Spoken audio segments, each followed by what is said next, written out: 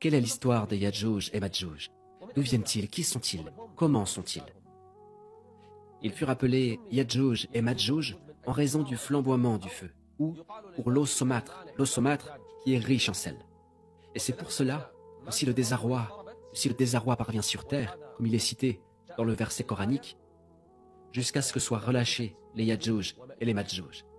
Le nom Yadjouj et Madjouj, c'est soit la terre qui s'agite, ou alors le feu qui s'excite, ou encore les eaux salées. Et seul Allah sait d'où vient le nom de Yadjouj et Madjouj. L'essentiel est que c'est un peuple qui s'appelle Yadjouj et Madjouj. Leur nombre est terrifiant. Ils sont très, très nombreux. Et il est rapporté dans un hadith que le prophète, alayhi salatu wassalam, a informé sur une des scènes du jour de la résurrection. Il dit, Allah, qu'il soit exalté, appellera Adam. Il dira, oh Adam. Et Adam répondra, à ton service, à tes ordres. Autrement dit, il réagit favorablement à l'appel de son Seigneur. Et les gens écouteront.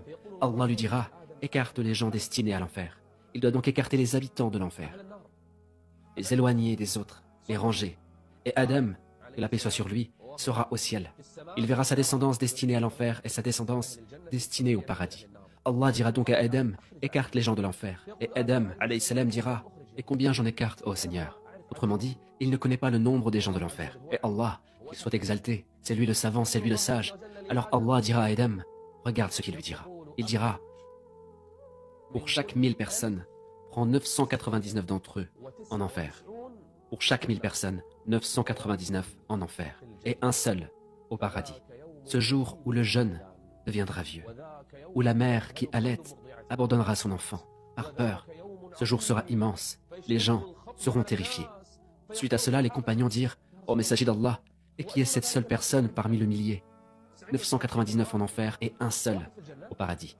Qu'est-ce cela? Le messager d'Allah, alayhi salatu wassalam, dira donc, parmi Yadjouj et Madjouj, 999, et parmi vous, un seul. Le prophète, alayhi salatu wassalam, les a rassurés. Parmi ce groupe qui est destiné à l'enfer, les 999, et parmi ce groupe d'humains, les 999 ne sont pas de vous. Ceux que Adam doit écarter, les 999, font partie du peuple de Yadjouj et de Madjouj. Et rendez-vous compte que si eux sont 999, et nous, humains, 1, alors imaginez-vous combien seront-ils le jour où ils apparaîtront sur terre. C'est pour cela que lorsqu'il construisit la barrière, Dhul Qarnayn dit, ceci est une miséricorde de la part de mon Seigneur. Mon Seigneur m'a donné la possibilité de faire ceci. Ceci est une grâce d'Allah Tout-Puissant. Ce n'est pas moi qui ai construit la barrière entre vous et eux. Allah donna la force à Dhul Qarnayn, puis il dit, فإذا جاء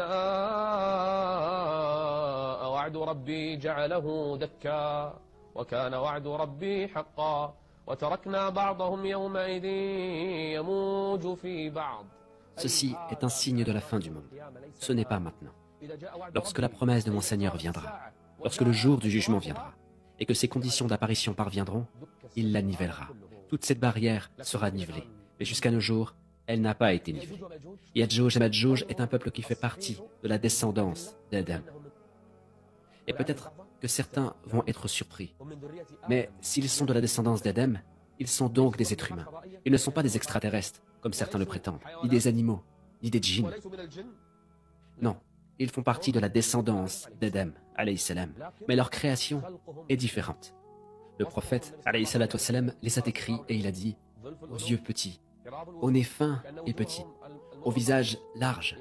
Ils ont l'apparence des Turcs de l'époque du prophète, alayhi salatu wassalam. Ils ont une particularité dans leur apparence. Ils ont une malfaisance que seul Allah connaît. S'il parvient parmi les hommes, ils ravageront tout sur leur passage. Et nous saurons à la fin des temps ce qu'ils feront lorsqu'ils sortiront.